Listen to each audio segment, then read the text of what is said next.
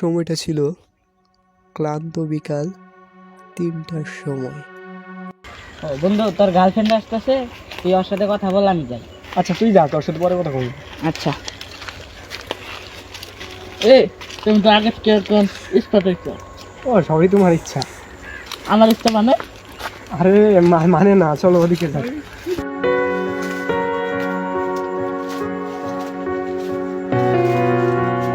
খাওয়া দাওয়া করছো তুমি?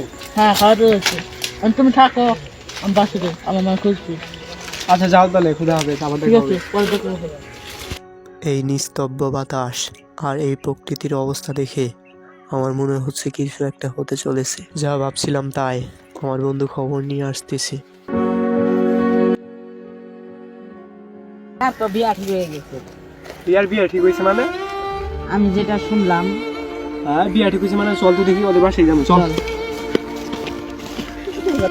বন্ধু দেখ, রিয়ার বাবা আসতেছে। আচ্ছা শ্বশুর মশাই, আপনি মেয়ে বিবাহ ঠিক করছেন নাকি? হ্যাঁ করছি তো, তোর মতো ভাই আমার ছেলে কাছে আমার বিয়ে দিব। আচ্ছা কি করলে আপনার মেয়ে আমার হাতে তুলবে? একটা ভালো চাকরি কর, চাকরি করে মোটা অঙ্কে টাকা কামা। ও, ওই টাকাই তো, ওই টাকায় কামানি। আপনার মেয়েকে রেডি করে রাখেন। তখন থেকে আমার মাথায় একটাই টেনশন, টাকা। এই রিয়া, তোর বাপকে ডাক না। আচ্ছা, আমার কাছে অনেক টাকা, তোর বাপকে বল না আমার কাছে তোকে বিয়ে দিতে। রাজান, তুমি অনেক দেরি হয়েছ, এত সম্ভব না তোমার হাতে, এটা শেষ করতাম না, চলে যাও।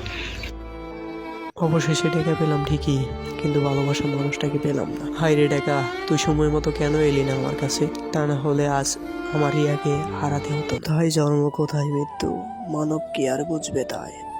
টাকার জন্য রক্ত ঝরে, ঘরে শত্রু আপন। ভিডিওটি কেউ দয়া করে সিরিয়াসলি নেবেন না, ভিডিওটি আপনাদের জন্য করা। তো ভিডিওটি শেষ পর্যন্ত দেখার জন্য আপনাকে ধন্যবাদ এবং আমি বিদায় নিচ্ছি। সবাই ভালো থাকেন, সুস্থ থাকেন, আল্লাহ হাফেজ।